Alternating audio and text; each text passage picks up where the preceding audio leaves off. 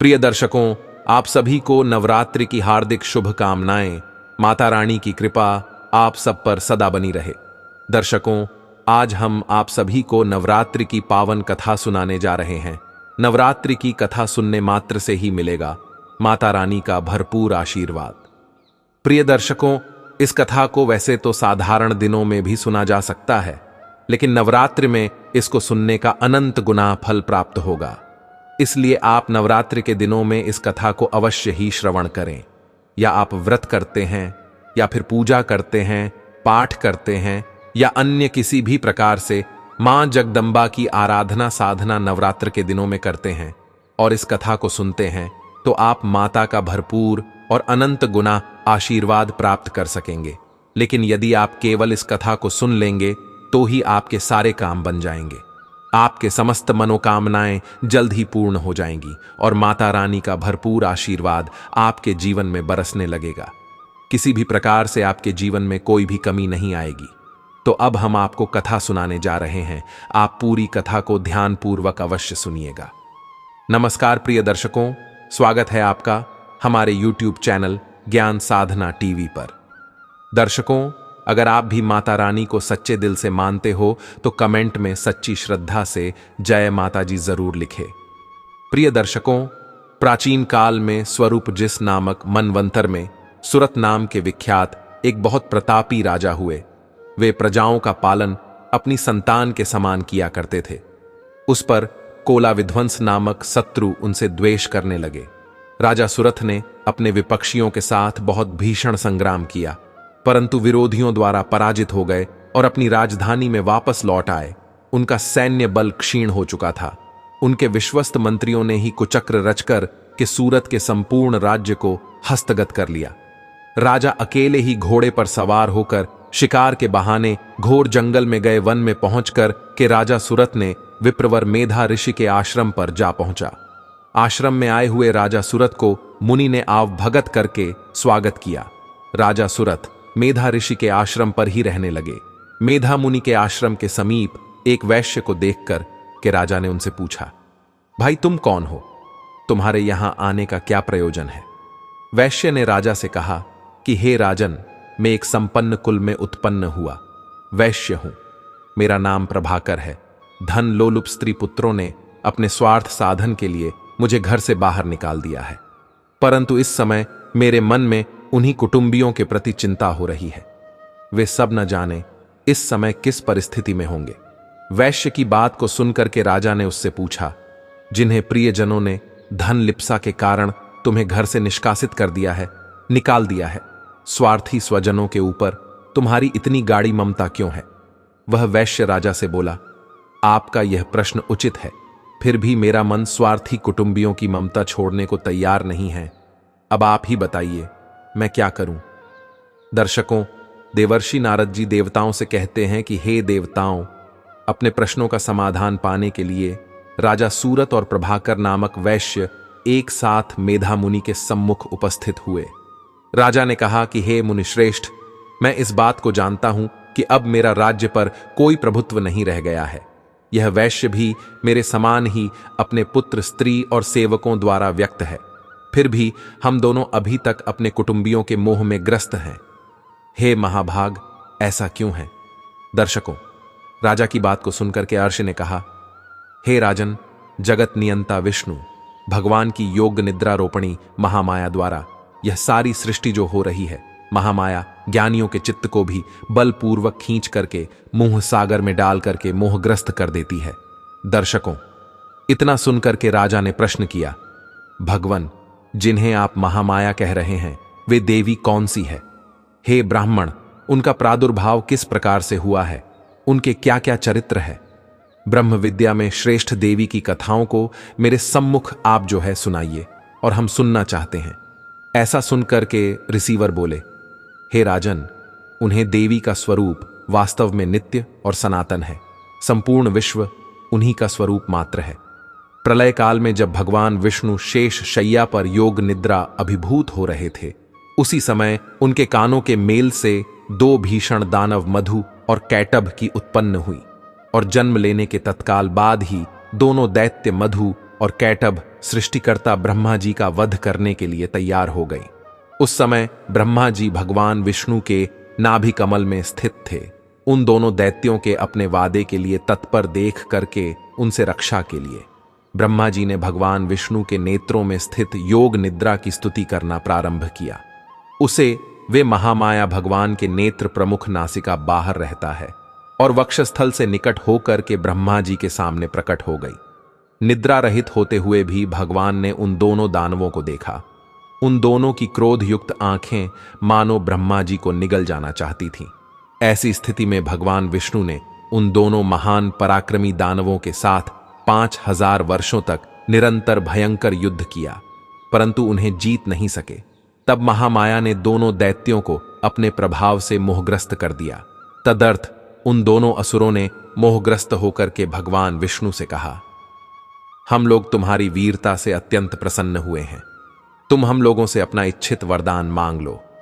दैत्यों की बात सुनकर के भगवान बोले, यदि तुम मेरे ऊपर प्रसन्न हो तो मैं यही चाहता हूं कि तुम लोगों की मृत्यु मेरे हाथों से हो। दर्शकों, तब आर्षि कहने लगे, जब उन राक्षसों ने मोहग्रस्त होकर के समस्त भूतल को जलपूर्ण समझा, तब भगवान से कहा कि मेरा वध किसी सूखे स्थल जल विहीन भूमि में करो। तब भगवान विष्णु ने तथास्तु कहकर के उन दोनों दैत्यों के मस्तक पर अपनी जंघा पर रखकर सुदर्शन चक्र से उनको काट दिया। इस प्रकार महामाया भगवती की कृपा से ब्रह्मा जी को मधु कैटभ से मुक्ति मिली और भगवान विष्णु को भी विजय श्री की प्राप्ति हो गई। प्रिय दर्शकों, अब दूसरे अध्याय की कथा कहते हुए आर्षि ने कहा कि एक बार देवताओं और दानवों में 100 वर्षों तक घोर संग्राम हुआ। उस युद्ध में देवों को पराजित करके दैत्यराज महिषासुर ने इंद्रासन को अपने अधिकार में ले लिया। इसके बाद देवगण ब्रह्मा जी को साथ में लेकर के उस स्थान में गए जहां भगवान शिव तथा विष्णु आसीन थे। देवताओं ने भगवान से कहा कि हे भगवान, महिषासुर ने सभी देवताओं से उनका अधिकार छीन लिया है। उस पापी आत्मा ने सभी देवों को स्वर्ग से निकाल दिया है। जज देवगण भूतल पर मनुष्य के समान भटक रहे। हम सब देवगण आपके शरणागत हुए हैं। आप कृपा करके उस अपराजेय दानव के नाश का कोई उपाय बताइए। देवताओं के मुख से ऐसी अनहोनी घटना को सुनकर के भगवान विष्णु और शिवजी दानवों पर अत्यंत कुपित हुए। तब अत्यंत क्रोधवश भगवान विष्णु के मुख से एक महान तेज का उदय हुआ। उसके बाद ब्रह्मा तथा शिव जी के शरीर से भी उसी प्रकार का तेज निकाला। इसी प्रकार क्रमशः इंद्र आदि देवों के शरीर से भी अनेक प्रकार के तेज का निर्गत हुआ। तत्पश्चात वह तेज पुंज संयुक्त रूप से एक नारी के रूप में बदल गया। समग्र देवों के संयुक्त तेज से प्रकट हुई। उस देवी की मूर्ति को देख के देवगण अत्यंत प्रमुदित और प्रसन्न हो गए। सभी ने अस्त्र शस्त्र और सारे देवगण अपनी शक्ति आदि अर्पित करके भगवती सिंह वाहिनी जगदम्बा का नाम किया। उस समय महिषासुर अत्याधिक कुपित होकर के बोल उठा, आह, यह सब क्या हो रहा है। इसके बाद संपूर्ण दानवों से घिरा हुआ महिषासुर देवी की भयंकर गर्जना को लक्ष्य करके उसी दिशा में दौड़ पड़ा। इसके बाद ही दानवों के साथ देवी का भीषण युद्ध आरंभ हो गया। जिस प्रकार टन और समूहों को प्रज्वलित अग्नि कुछ ही देर में जलाकर भस्म कर देती है, उसी प्रकार भगवती जगदम्बा राजराजेश्वरी ने क्षण भर में ही उस भयंकर दानव और उसकी विशाल सेना का संहार कर डाला। दर्शकों, एक सच्ची श्रद्धा से बोलिए, जय माता दी। प्रिय दर्शकों, अब तीसरे अध्याय की कथा प्रारंभ होती है। दर्शकों, मेधा ऋषि ने कहा, दानव ने भी सेना का विनाश होते हुए देख करके सेनापति चक्षु अत्यंत क्रोध की मुद्रा में देवी से युद्ध के लिए सामने आकर खड़ा हो गया। देवी को लक्ष्य करके उस दानव ने अपने शूल को देवी की ओर फेंका, परंतु देवी के शूल से टकरा करके उस दानव का फूल 100 खंडों में टूटकर बिखर गया और देवी के चलाए हुए शूल के द्वारा महाबलवान दानव के प्राण निकल गए। अपनी सेना का क्षय होते देख करके महिषासुर भैंसे के रूप में देवगणों को त्रस्त करने लगा। तब देवी ने बहुत विशाल तलवार से उसके सिर का खंडन कर दिया। प्रिय दर्शकों, इसके बाद मेधा ऋषि चौथे अध्याय की कथा प्रारंभ करते हुए कहते हैं कि जब दुर्मात्मा दानव महिषासुर तथा उसकी राक्षसी सेना का ध्वंस देवी के हाथों हो गया, तब इंद्र आदि देवता भूमि पर मस्तक रखकर के देवी दुर्गा की स्तुति करने लगे। देवताओं ने कहा कि आपका स्वरूप ही सब देवों की शक्ति है। अपनी शक्ति से आपने समस्त विश्व को व्याप्त कर रखा है। सभी देवों तथा महर्षियों के द्वारा अत्यंत पूजनीय हैं। आप हम सबका कल्याण करें। इस चराचर जगत की उत्पत्ति आपके ही अंश से हुई है। आप ही समस्त प्राणियों के लिए आधार स्वरूप है। आप ही एकमात्र सबके लिए मूलभूत अभ्यासकर्ता प्रकृति है। सृष्टि की उत्पत्ति एवं पालन के निमित्त आपका प्रादुर्भाव हुआ है। आप ही इस जगत के महान कष्ट की नासिका है। हे अंबिके, आपके कर कमलों में शोभित होने वाले खड्ग, त्रिशूल, गदादी जो भी शस्त्र है, उन सभी के द्वारा आप हम सब की हमारी आप रक्षा करें। इस प्रकार जगत जननी माता की समस्त देवगणों ने स्तुति की तथा नंदन वन के दिव्य पुष्पों और दिव्य सुगंध चंदन आदि से उनकी पूजा की। देवी ने कहा कि हे देवगण, हम आपसे बहुत प्रसन्न हैं। तुम लोग मुझसे अपना इच्छित पदार्थ मांग लो। देवी की इस बात को सुनकर कि देवों ने कहा कि हम जब भी आपका स्मरण करें तभी आपका दर्शन हमें प्राप्त हो जाए और हमारी सारे कष्ट दूर हो जाए हैं।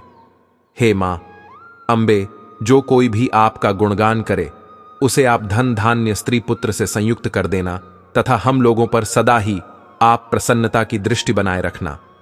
प्रिय दर्शकों, इसके बाद मेधा ऋषि 5वें अध्याय की कथा प्रारंभ करते हुए कहते हैं कि प्राचीन काल में शुंभ और निशुंभ नामक महाबलवान दानवों ने बल मद से गर्वित होकर के इंद्रासन को अपने अधीनस्थ कर लिया था। इससे दुखी होकर के सभी देवता हिमालय पर्वत पर जाकर के भगवती विष्णु माया की आराधना करने लगे। देवताओं ने कहा कि देवी को नमस्कार है।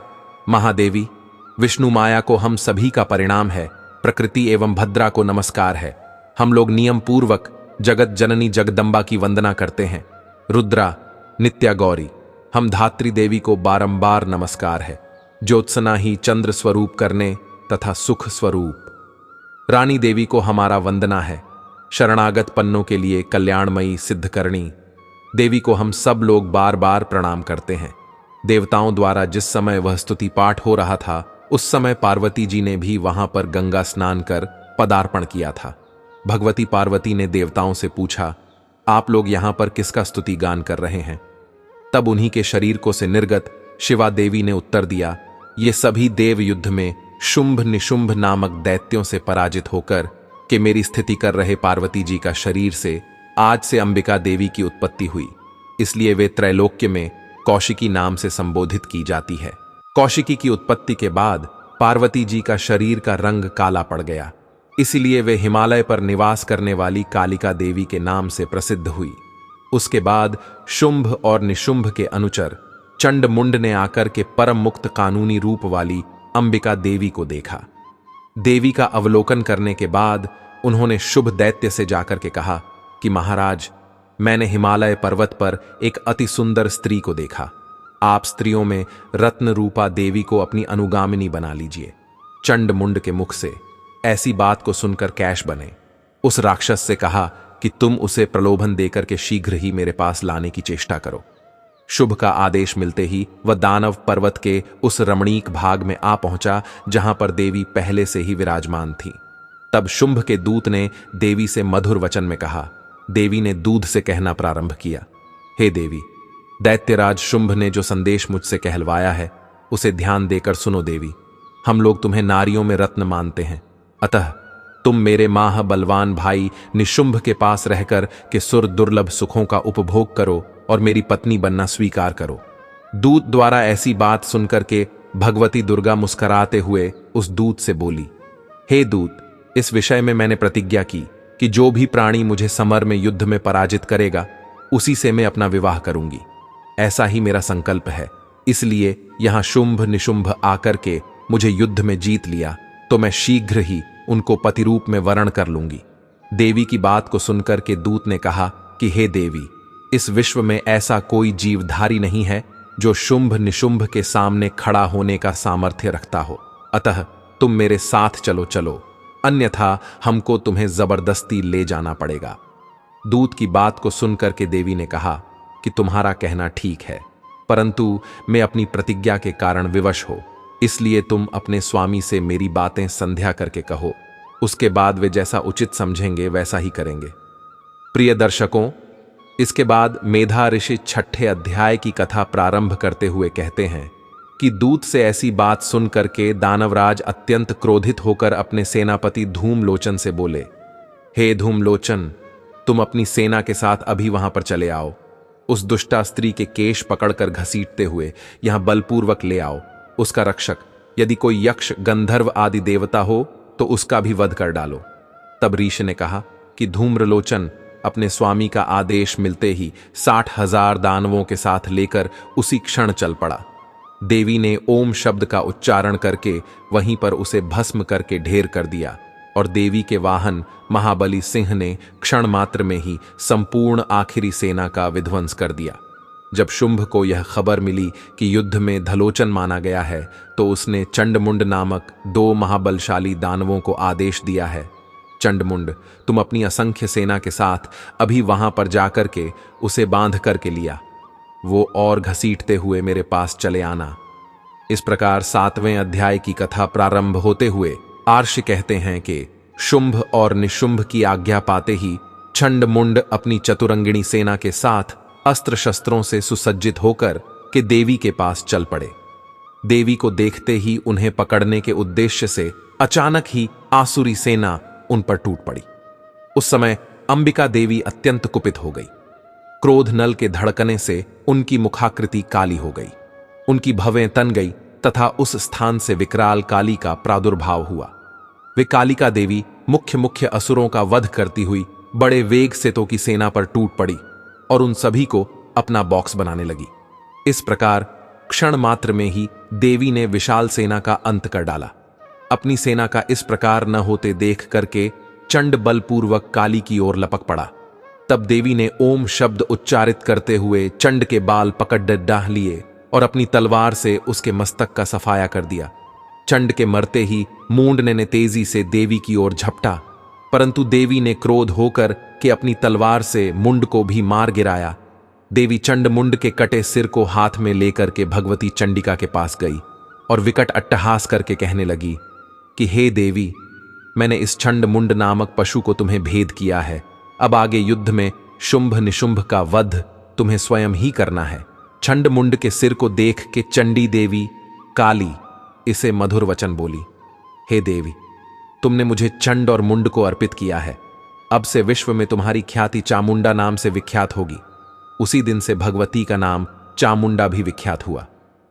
प्रिय दर्शकों, इसके बाद मेधा ऋषि 8वें अध्याय की कथा प्रारंभ करते हुए कहते हैं कि चंड मुंड की मृत्यु की खबर पाकर के दैत्यराज क्रोध से पागल हो उठा। उसने अपनी संपूर्ण सेना को युद्ध की तैयारी करने को कहा तथा सबको आदेश देकर के कहा कि हजारों बड़े बड़े दानव समूह के साथ स्वयं रणभूमि में चल पड़ा और अपनी विशाल आसुरी सेना को उन्मुक्त देख करके देवी चंडिका ने अपने धनुष की टंकार से समस्त क्षितिज और आकाश मार्ग को प्रखंड के कर दिया। संपूर्ण देव शक्तियों से घिरे शिवजी ने देवी चंडिका से कहा, अब तुम मेरी प्रसन्नता के लिए शीघ्र ही इन दुष्टों का संहार करो। इतना सुनते ही देवी के शरीर से अत्यंत विकराल एवं उग्र रूप वाली चंडिका शक्ति की उत्पत्ति हुई, जिसके द्वारा सैकड़ों सियार हिरणों की ध्वनि निकल रही थी। उस अपराजिता देवी ने शिवजी से कहा कि भगवान, आप शुंभ निशुंभ के पास दूत बनकर के जाइए और उसके साथियों से मेरा संदेश कहिए कि है दानव, यदि तुम सब जीवित रहने के इच्छुक हो तो सभी पातालपुरी को वापस लौट जाओ। देवी ने भगवान शिव को दूत का कार्य सौंपा था, इसलिए वह जगत में शिव दूती के नाम से विख्यात थे। शिव जी के मुख से देवी की ऐसी बात सुनकर कि दैत्य समूह क्रोधित हो उठा और उसी क्षण वे सब कात्यायनी की ओर झपट पड़े। देवी ने प्रत्युत्तर में अपने धनुष की टंकार करके व्यक्तियों द्वारा प्रक्षेपित बाण, शक्ति पशु आदि को सहज ही मार गिराया। उसके बाद काली आगे बढ़कर के अपने शूल आघात से दानवों को चीखने लगी। इस प्रकार कुल देवी और के द्वारा बड़े बड़े वीरों का वध होते देख करके महान दैत्य रक्तबीज क्रोधित होकर के समर भूमि में आ पहुंचा। उसके शरीर से रक्त की बूंद गिरते ही उसी के आकार के अन्य दैत्य उत्पन्न हो जाते थे। उस दानव से उत्पन्न नए व्यक्तियों द्वारा समस्त जगत आच्छादित हो गया। तब चंडिका ने जल्दी से काली को संबोधित किया है, चामुंडा, तुम अपने मुख आकर और अधिक विस्तार करो।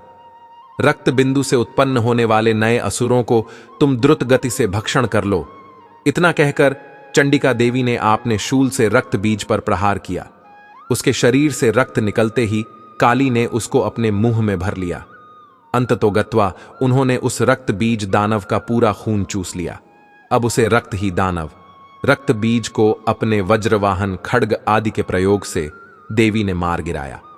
प्रिय दर्शकों, इसके बाद 9वें अध्याय की कथा प्रारंभ होती है। युद्ध में रक्त बीज तथा अन्य असुरों के विनाश से शुंभ निशुंभ के क्रोध का पार न रहा। अपनी विशाल सेना का संहार होते देख करके निशुंभ देवी की ओर दौड़ पड़ा। देवी ने देखते ही देखते अपने बाणों द्वारा उसे धराशायी कर दिया। अपने पराक्रमी भाई को भूमि पर गिरते देख करके शुंभ क्रोध करके देवी की ओर लपका। तब चंडिका देवी ने क्रोध होकर के उसका भी संहार कर दिया। इस भयंकर आघात से मूर्छित होकर महादानव शुंभ पृथ्वी पर गिर पड़ा। इतने में निशुंभ की मूर्छा दूर हो गई और वह त्रिशूल लेकर दौड़ा। उससे पहले ही देवी ने अपने त्रिशूल द्वारा उसके हृदय को जो है छलनी कर दिया। त्रिशूल के आघात से छाती चीरते ही उसी के समान भीमकाय आकृति वाला दानव उसके वक्ष से प्रकट हो गया। नए दानव को देखकर कि देवी अट्टहास करने लगी और अपनी तलवार से उसका सिर काट डाला। वह दैत्य निशुंभ वहीं पृथ्वी पर गिर करके शांत हो गया।